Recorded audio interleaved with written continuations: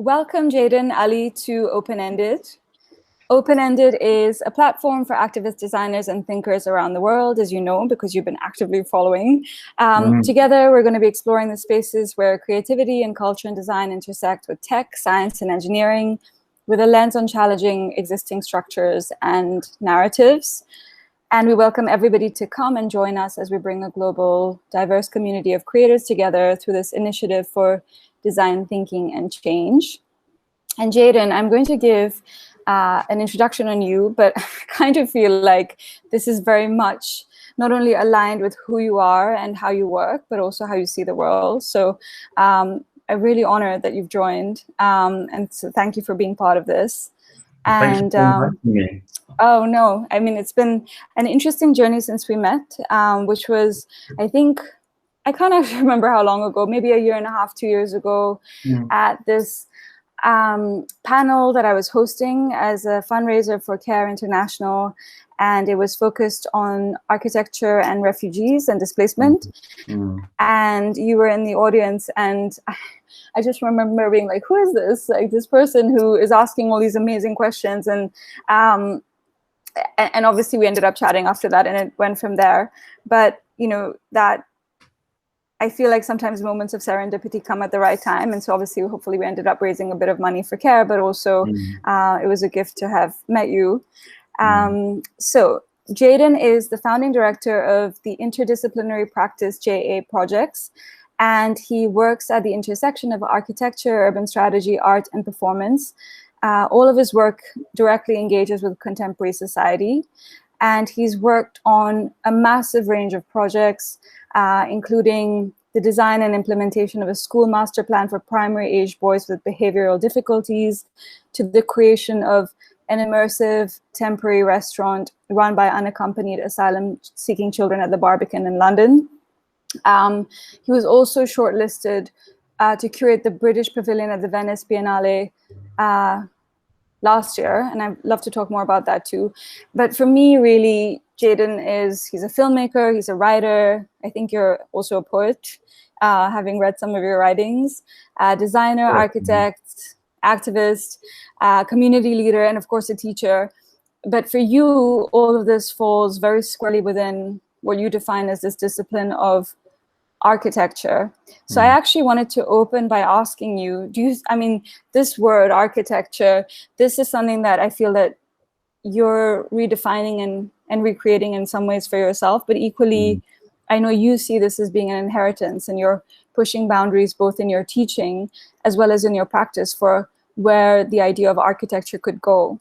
I mean, as a term, it's open to interpretation. I think, you know, the layman on the street, when you say architect or architecture, they think buildings. I think within the educational discipline, we're quite open to it being quite fluid, but there's a bit of a tension there, because as you move through the educational system, your required lens is narrowed somewhat, and you know, you're moving towards a profession, and where the profession is built upon kind of the construction of buildings, even though the profession would profess to say that and claim itself to be involved with ideas around space.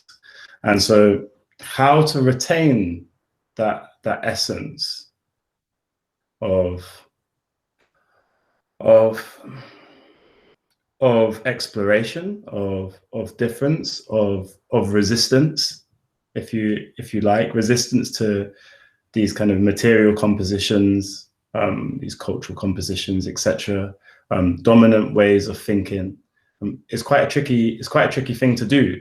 And I suppose that the way in which I summarize my architecture practice is I tend to try to practice what I preach, and that's a really interesting relationship for me. A slightly newfound one. I've been educating for a number of years. How long? 3 years. 3 years at kind of postgraduate level, which is a good level to be at, because it's really rich ideas, and people you're blown away by some of the stuff the students do. But for me, it's about saying, well, okay, we preach this, so how do we put that into practice? And I think that's really exciting for me and my practice as moving forward. I think it's a really interesting stage of its development. It's that moment where we know how to make buildings. We know how to produce kind of cultural artifacts, I would say. The really honing that methodology of translating the ephemeral to the long-lasting and enduring is a challenge that we're in at the moment, and that's really exciting. I mean, so it's interesting that you start off mentioning yourself as a teacher. I know that you're now a unit lead, and even when you teach your own courses, you think a lot about the idea of performance, the body, this place of where we sit and how we live. And I'm curious about how you think about bringing those ideas to your teaching, what you've just described, and also how it's coming back to your work now. Yeah, I mean, I've listened to a number of your interviews, which are great, and wholly recommend that you seek them out on Spotify also, because that's been my end. But your first interview and conversation with, you forgive my pronunciation, with Azu? Yeah, Azu. He said something really quite pertinent. He said there's something about Black art at the moment which is just about existing in time and space. And if you apply that as a description to architecture as a discipline, I think that's really pertinent. So there's much kind of comparison between the body and fashion, if you like, as the most immediate protection for you as a person and your essence, and architecture being an extension of that. But there's less discourse about just being, and these kind of, and we know that permanence is a bit of a myth, but probably the most enduring, and then maybe I would argue that maybe one of the most enduring forms of art is the construction of a building. It exists there. It has to be dealt with. It's present. And it's very much present in space and time, and I think that leads me to kind of exploring new narratives. Like what are these objects that embody so much culture and are so dominant in some ways, and who should they speak of, and who should they speak to? And again, that's the interesting question. So at the moment we're still oscillating between these new kind of cultural immaterial artifacts and working towards their translation. But we've got a couple of good ones in the pipeline, which might which maybe I'll just give you an insight into them. I love that. So, for instance, we're working on a film, a collaborative film with the set decorator Lottie Sana for an exhibition that's to take place in Marseille on end of October, and the exhibition contains artwork by people from Marseille and also about Marseille. I mean, I don't want to say too much, but effectively it's quite but for us it's an interesting comparison because it's a critique of the modernist aesthetic. Effectively, it's a cinematic montage which depicts representations of the Unité de Habitation by Le Corbusier, which is kind of central to our modernist canon of architecture, with Kim Kardashian. And you don't kind of put those things together too often. Well, what one is trying to do is to draw attention to these, and I don't want to do Kim a disservice, but the modernist aesthetic that proliferates our society, but also has such dominance on the way that we as families live, and asking the question as to whether these forms, if you like, are fit for purpose. So, you know, is the unity in terms of kind of, and the structures that it proliferates in terms of high-rise building incongruous with the rearing of families?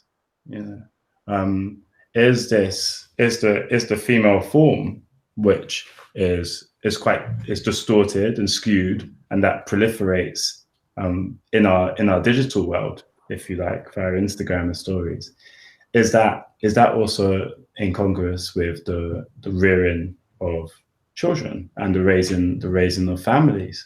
And I suppose it's really interesting because we're doing in parallel. There's a separate project which is about, we were shortlisted as part of this competition to devise and think about new forms of intergenerational housing in Enfield. And all of a sudden, this work that we're doing, which is about people's relationship to rearing families, how do we put families at the forefront of our discussion if we're to have, how do we value the work that takes place in our homes? How do we make sure that it's not sheltered? Is that to do with ideas about visibility? Is it about access to the street? You know, do we have to critique this dislocation between a front door and the 12th floor of a high rise? And so these two things are crossing over. And I suppose we're starting to hone this methodology where we write about what we do now. So we set things out in an academic way, and we draw out those themes, and we kind of stick to those themes and skew them as we make a new artwork. And yet that provides the critical foundation for all of these kind of built works. And yeah, I don't say too much about the kind of Meridian Water Enfield stuff, but there's a relationship there. And so for both of these projects, I'm curious about how much we engage with the actual community that's living in these buildings or these structures. Yeah, that's a good question. In Marseille, admittedly, not so much. I think it's a really interesting tension, because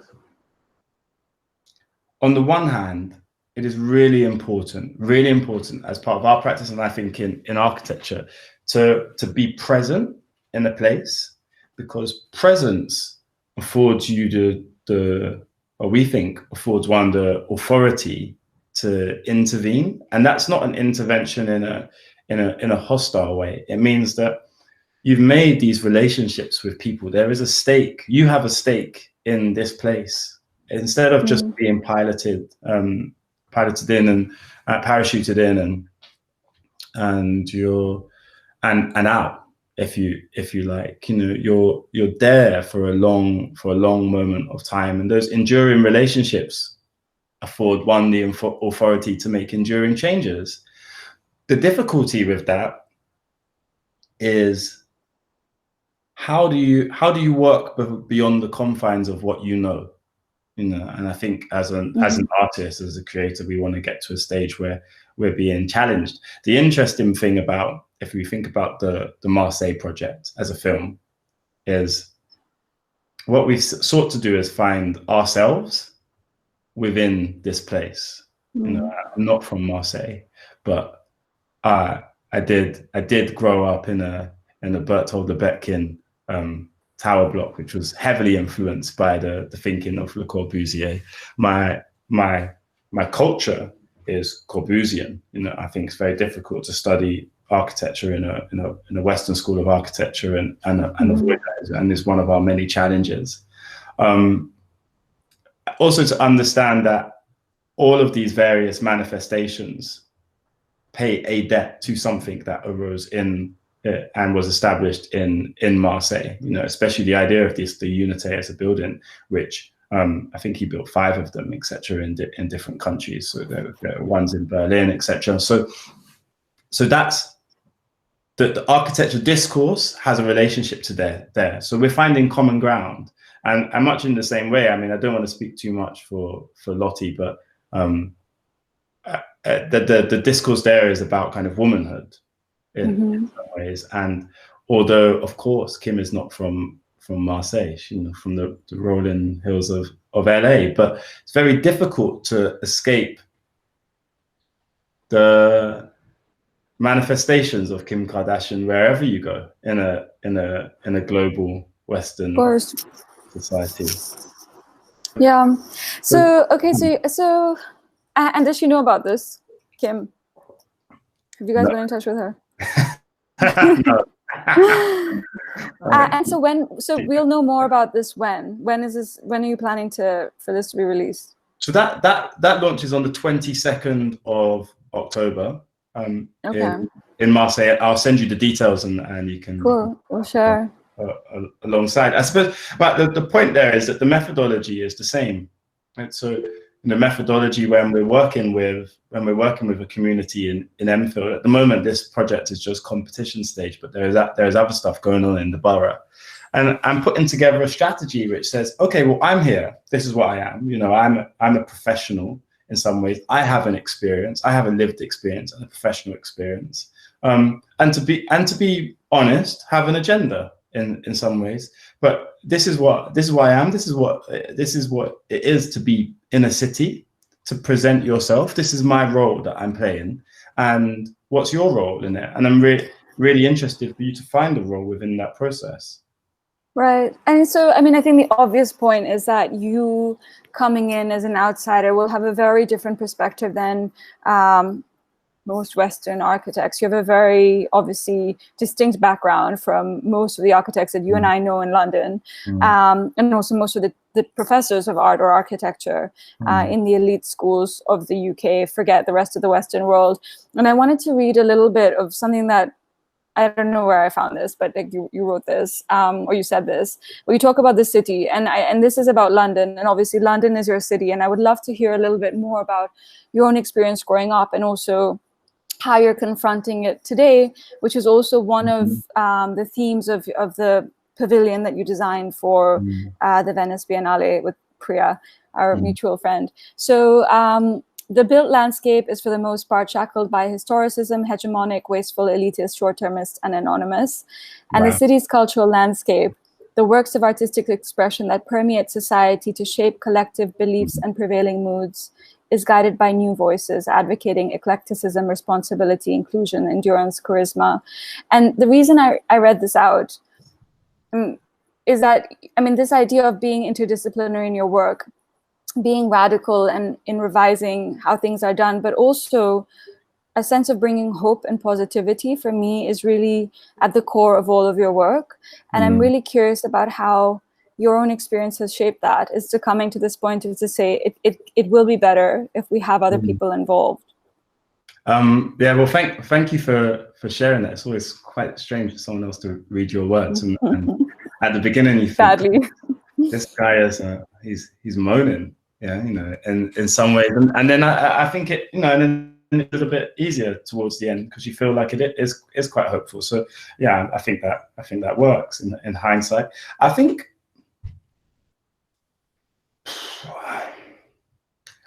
as an architect, or an architectural practitioner, or someone involved with cities, I mean, they're miraculous places. So I mean, my own experience is I grew up in East London, and I feel like I've lived through East London's heyday. I've lived in East London for maybe the best part of the last 30 years, and I've seen it all. And in some ways, it's a small place, but it feels like the world has come to East London. At one point, I think it would have been very difficult for one to suggest living elsewhere. Maybe I'm biased, but that comes with a certain amount of hope, and that comes with a certain amount of energy. It comes with a certain amount of future visioning, and that's what we are. We're kind of the merchant of dreams. We make things up and we project them into the world, and sometimes they stick, and sometimes they become something.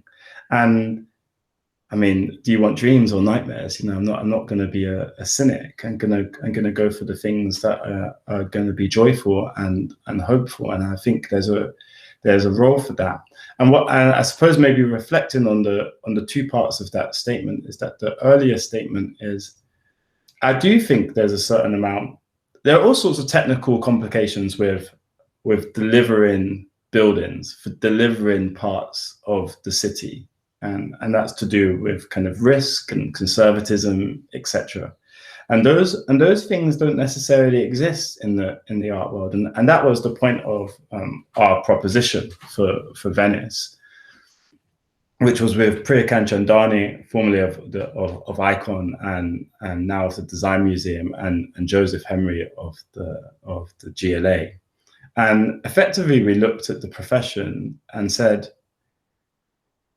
if we're concerned with the future, why is it so dull in some way? Why is it so exclusive? Why is it so hegemonic? And I think that's true, and I think I still stand by that. I mean, I don't need to get too much into it not being a super diverse profession, but the manifestation of and the result of it not being a diverse profession means that it becomes quite restrictive, and you do not see that in the arts. And there's something in there about kind of capital. You know, there's something in there about material wealth. Constructing parts of the city is costly.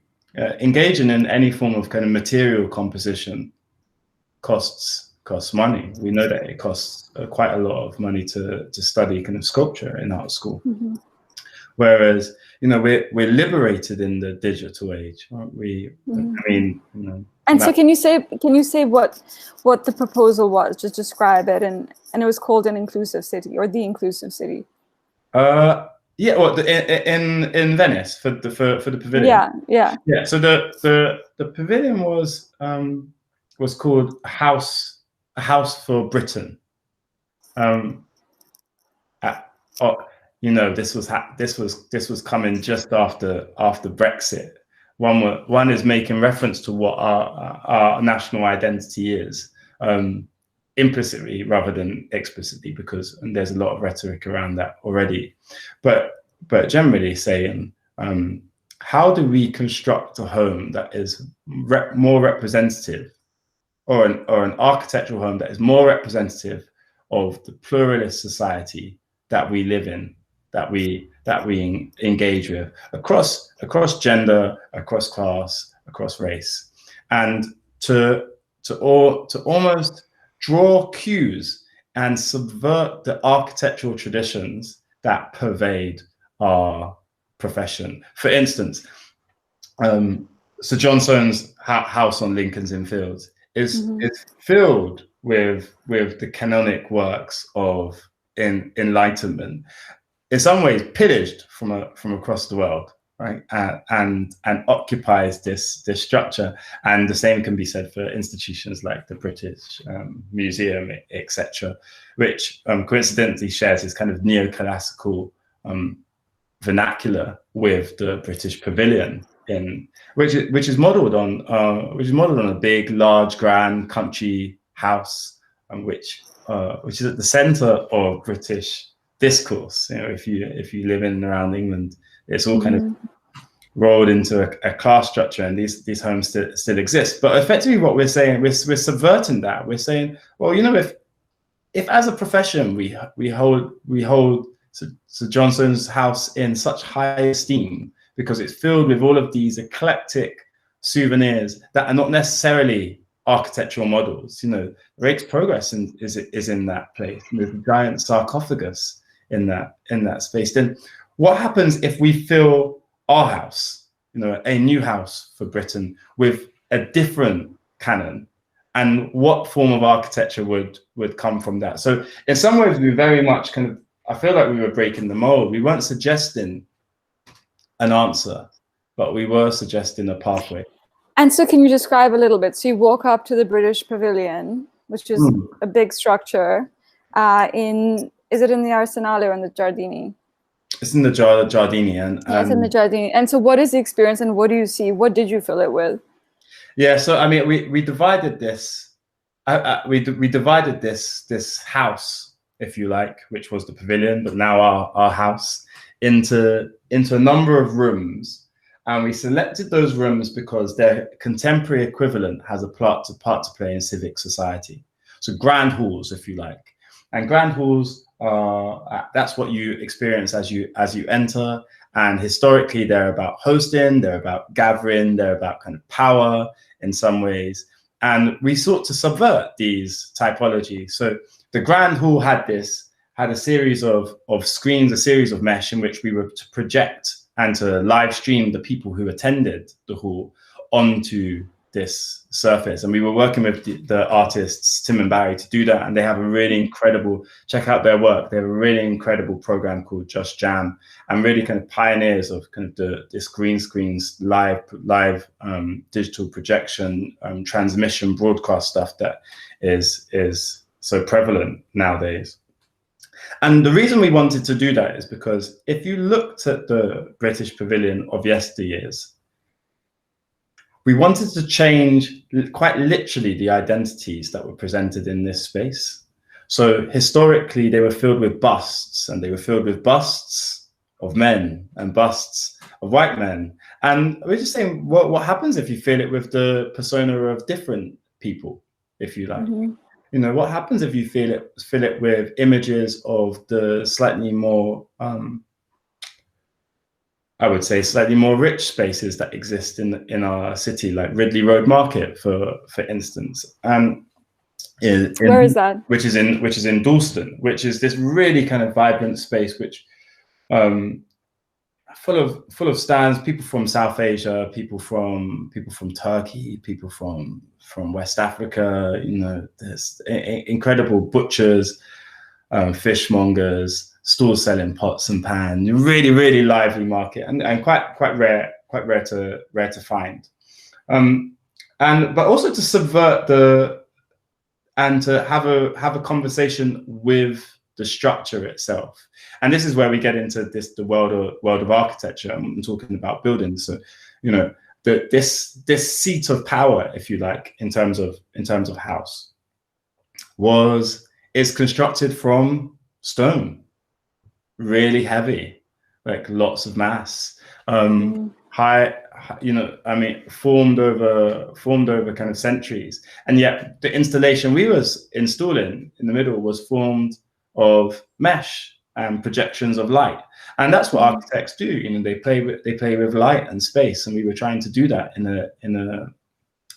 a contrasting way, I would say. And then around the periphery of the house, of the hall, I think we had a chapel to the left, where we had a central altar where we were to display in a reverential manner some of these objects. We had and chapels and churches, etc. And there were still quite dominant things within society today. We had a garden, if you like, which was more kind of a conservatories at the back, which are attached historically to big houses, but are also places to cultivate slightly more tropical specimens, if you like. Also a nod to the trade upon which the British Empire was built, in teas and spices, etc. Yeah, sorry, go on. Well, so I'm really curious about that, because I hope that can manifest in some way somewhere in the world. And I think, of course, no more interesting place than Venice to showcase that sort of story. But equally, hopefully, we can see it somewhere, even in the UK, right?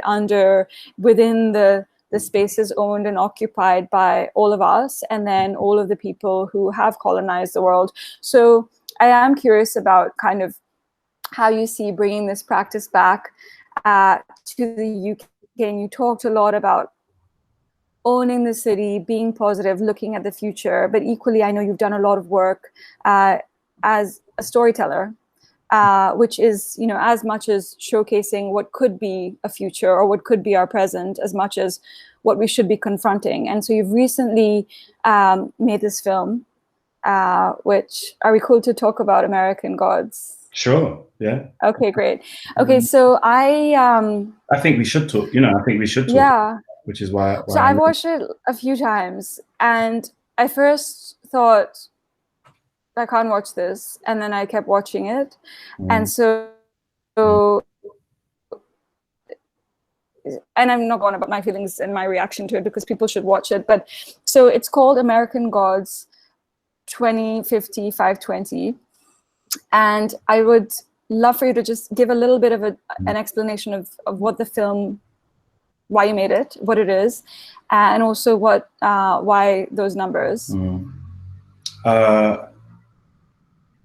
Yeah, I mean, it's always a bit bittersweet, American Gods, because I think it's a really beautiful thing, but also it's such a tragic moment.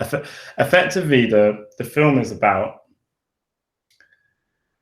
one's relationship to the city and the power dynamics that exists within it, and the conflicting images that we are presented with, and that's summarized by juxtaposing two dominant bits of footage. One is the kind of brutal murder of George Floyd, which lasts for, I mean, in real life, that was around 8 minutes, and the film is about 5 minutes. And the other is the incredible performance by Beyonce at Madison Square Garden.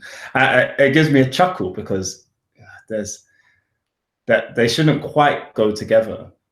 But what I was trying to do at that moment was to process my reaction to transmitted or received American culture.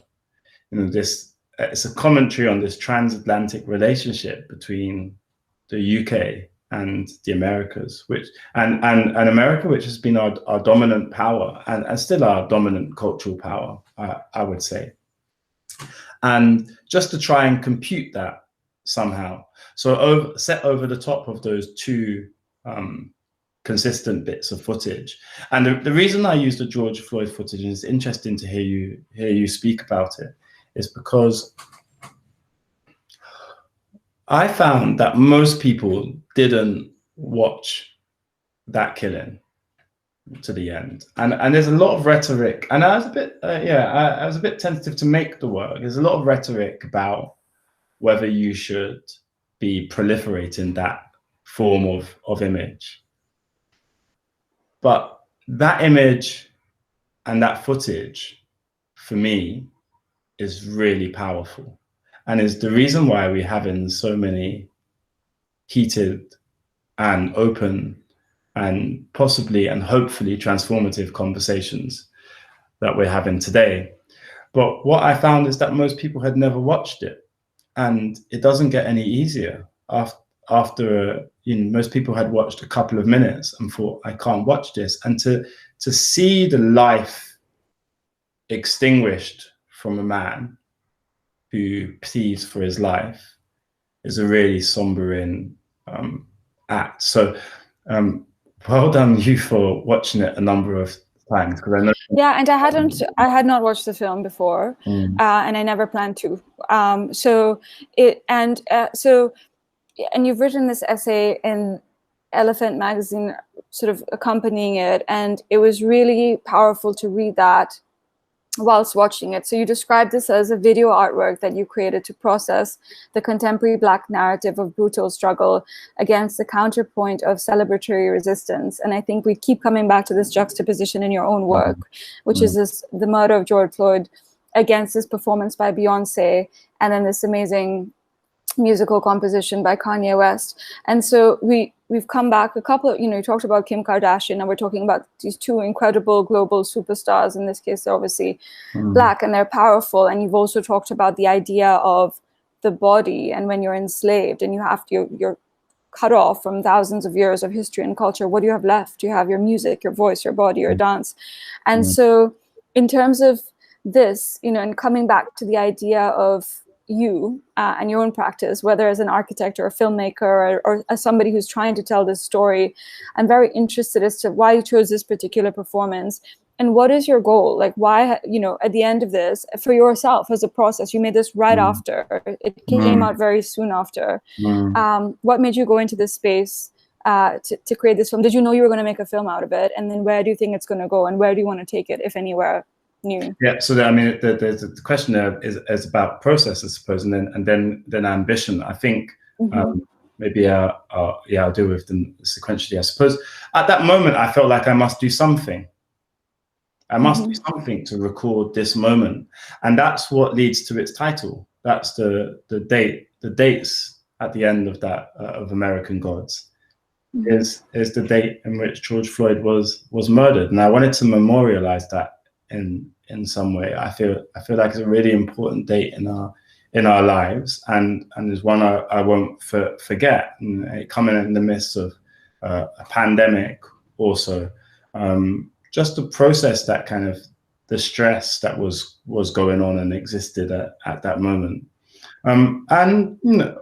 And as a Black British man. Yeah, and I wanted to make and this is why I say I'm processing the transatlantic relationship in some ways, because yes, there is a lot of police brutality at the surface level and abuse of power that exists in the States, but that also exists here in the UK. And there's a lot of good films that are being made about that, actually. I just watched a really good film by Kano about that. And so overlaid on top of these two contrasting images are a series of stills, and overlaid on top of the stills are a series of names, and those are the names of people who have been killed lost their life in police custody in the UK. And so the statement I'm making is that this is not, we are very much dealing with an American instance right now. We are receiving this piece of American culture, whether it be a positive culture or a negative culture. But how we receive that and the reason why it resonates is because it is a shared experience. We understand that. We understand that there's the death of Smiley culture. Not too long ago, we had riots, within the last 10 years in London, due to the shooting of an unarmed man. So it's raw and it exists within our society, and I think is one of the reasons why it has picked up. I do apologize that there's a really loud construction noise that's behind me. That's good. London, back to life. That's just life. I mean, what the purpose and how it translates to today is that it's really informing a methodology. I see this as a triptych, actually. There's American Gods, and then there's this film about Marseille, and there's another film which is about Bethnal Green, which I'm not sure you've seen, and I haven't released it yet, and I'm going to release it alongside the Marseille film because I feel like they should exist as a triptych, and maybe then we can kind of compute them and ask really what they mean for our practice.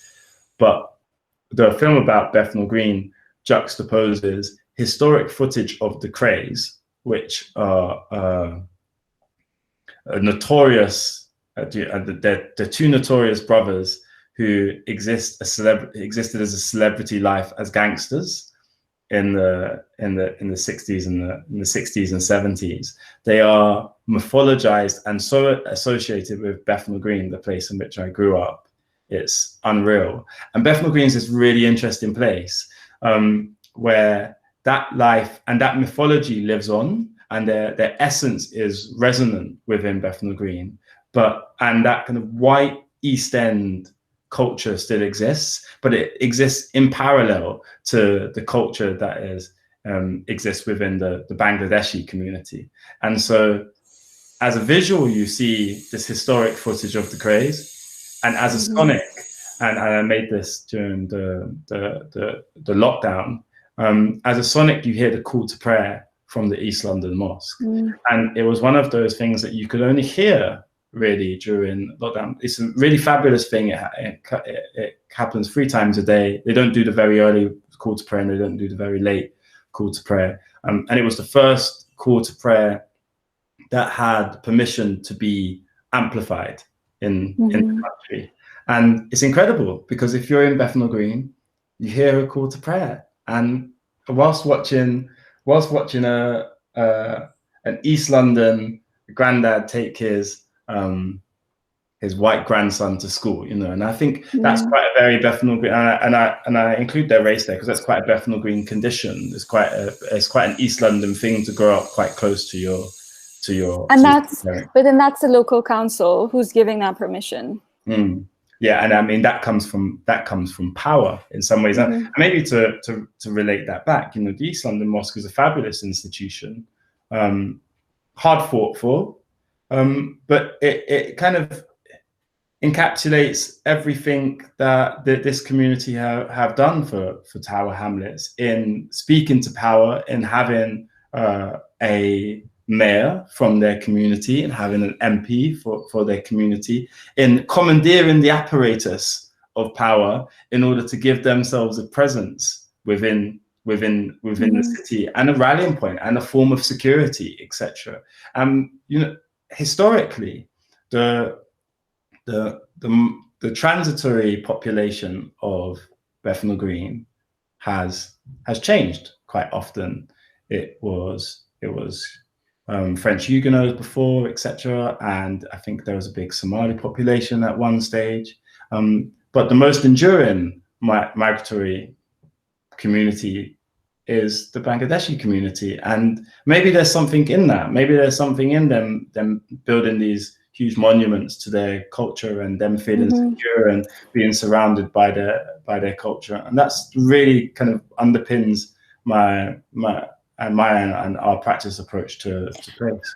Yeah, that's really interesting, because I know that the mosque in Regent's Park it's a very old mosque, and it was one of the kings, the Nawabs of one of the princely states in India, who funded it and pushed for it, and that came from the outside, and it came from somebody who was already in a position of great power and great wealth, and it's kind of unbelievable. It's not that long after, if you think about it, to see that they're being able to change.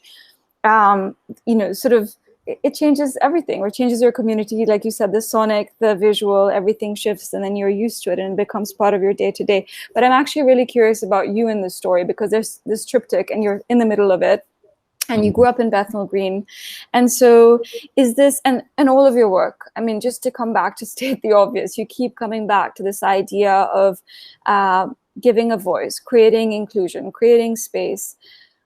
How much of this is what you think as sort of the right thing to do? You're an outsider. How much of it becomes, oh, I felt something. I had a memory, or, you know, somebody, I have a memory of somebody speaking to me, or being racial abuse, feeling alienated, feeling like an outsider, feeling like, you know, you've experienced discrimination, which anyone from any minority probably has in the West. But I'm really curious about how much you allow yourself to engage personally. And then we had another question also about yourself now during the pandemic, and how that's affected your thinking or your practice. I mean, the easiest one to answer is the second. I'd say very clearly, and a lot. And I think this is why the practice is in its most interesting phase, because there was quite a lot of time to do some processing there. I think the first question is maybe the distinction between being in business, or maybe a really successful business person will tell you otherwise, and being an artist. I think it's very hard for you to find an artist who doesn't do something in which they're invested, right? And we're situating the practice on that edge. You know, it needs to do stuff to sustain itself, but it also needs to do stuff that we want to work on, because it's really important for us to produce things that we believe in. And this is maybe comes back to that initial comment where I was talking about kind of a hegemonic and historic built environment, whereas actually and being in touch with education is that there is just a sea change. I feel it.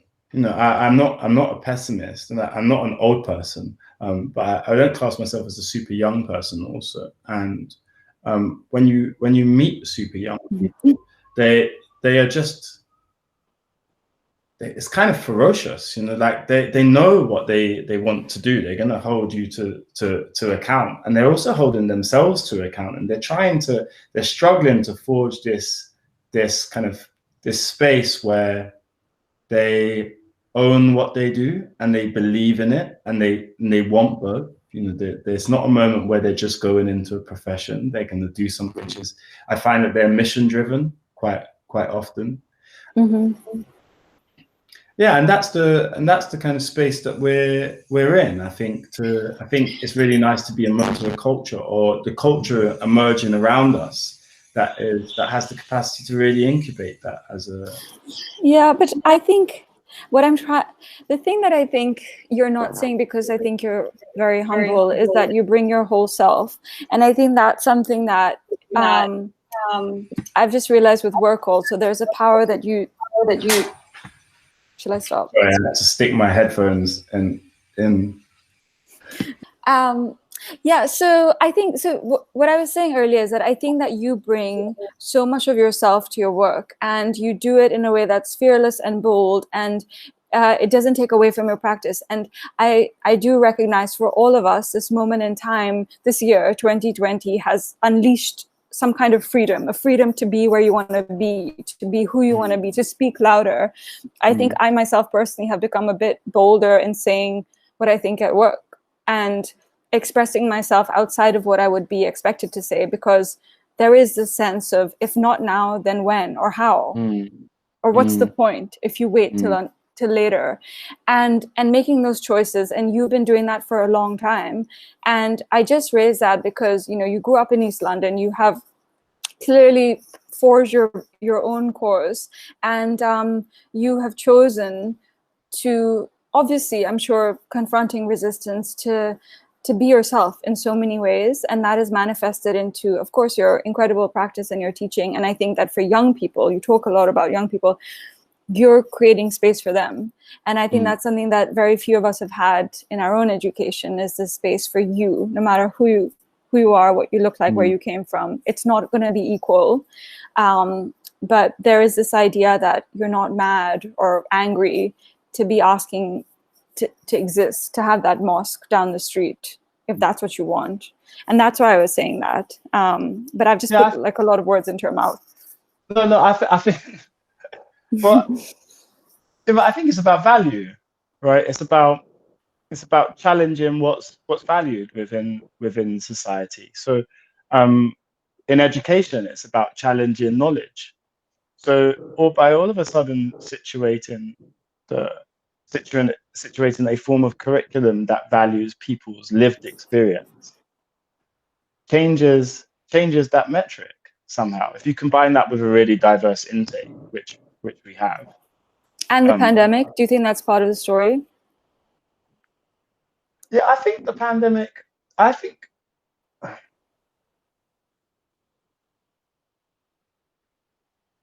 in some ways the pandemic has been really liberating. Yeah, I think for a lot of people. I mean, I suppose your question is, does the pandemic allow people to kind of express themselves more? We'll see. Actually, we'll see. Because I'm not sure it's a.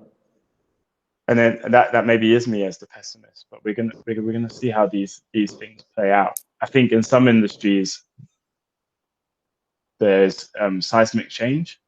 In other industries, it seems a little bit of a return to normal. I'm slightly worried about the architecture industry, I think, because I think a pause, you know, this moment of ferocious activity that's been going on forever, a significant pause might have had great benefits. And we're yet to see whether that is the case, whether there is an extreme rolling back. Yeah, I think the pandemic, but I also just think that there was a culture that was existing before the pandemic. You know, there was, and there still is an ecological crisis that exists in the world, and we have to not go from crises to crises. And these things are all kind of interconnected, and it's really about seeing ourselves within that kind of that intersection, and where we can dedicate our energy. And for me at the moment, it's this idea of trying to speak to power in some ways, and speak through an exploration of speaking through the artifacts that have the capacity to do that. And I think it is a very personal charge. And again, it goes back to just saying, well, one should practice what they preach. If there isn't, we need more. I feel like we need more practitioners that insert themselves into their work. The difficulty is that again, it's a question of value. I feel like my narrative is underrepresented in some ways. And if everyone was inserting themselves into the work, we might just get more of the same. Mm-hmm. So it's quite a risky business. Interesting. Okay, so I do want to close this off because you have to let you go. And so I did want to ask you about, and I think you've spoken to it already quite a bit, is we are collecting the dreams for the future of all of our guests on Open-Ended, the manifestos for the future. And in many ways, you're already living and working through your dreams for the future. But I wanted to ask you what yours is. Yeah, I mean, I've been given this some thought. I think it shifts quite often, but I do want to kind of slightly pay homage to Af Jafar, who suggested that one should be exploring a black cinema with the power, beauty, and alienation of black music, and maybe as an extension, which is something I write about, is the discovery of a black architecture, the power, beauty, and alienation of black cinema, and to exist in that space. And so I felt like that as a comment and as a statement and as a mission really encapsulated where the practice is at the moment. The cinema stuff is really, I wouldn't say it's easy to do, but the cinema stuff is possible. The architecture stuff, in which the powers that be recognize it to be architecture, i.e. the constructed black, the constructed material compositions of our world, is slightly more difficult to do. And at the moment, I'm preoccupied with a concern for constructing a honest Western black material culture. That's not a black material culture that stems from Africa or South America, but one that is a derivative of the trauma and historic trauma attached to being removed from one's original material culture from their homeland, and what that manifests as. What does that look like? What does that feel like? What is that experience of being in that place? And if one can get there, I'm excited by the prospect of getting close to that. And that's an aspiration. We're not quite there yet, but maybe when we get there, and if we get there together, we have another conversation about it. Oh, that's very cool. And I hope that we can work with you at least in the thinking through and taking one of those ideas and trying to unpack it, because there's so much there. And you're already partway there, I think, in many ways. Okay, so Jayden, thank you again for joining us on this conversation. You're very inspiring. I would love, if I had just studied architecture and was graduating, I would be desperate to work for you or with you. And I'm sure that you're going to have a lot of that energy coming towards you in your work, in your life. But I just want to say the conversations that you're having are incredible, and I think the plethora of voices that you've got is amazing. I've been making notes, and I'll share them with you separately. But it's really inspiring, because I think not often do you get to hear these narratives. And you heard me today talk a lot about a reaction to Le Corbusian architecture and ways of thinking. But I think that canon, if you like, as a family is quite dominant, and I think you're doing really great work in challenging that. So I'm looking forward to all of the conversation. I'm just really privileged to be asked to take part.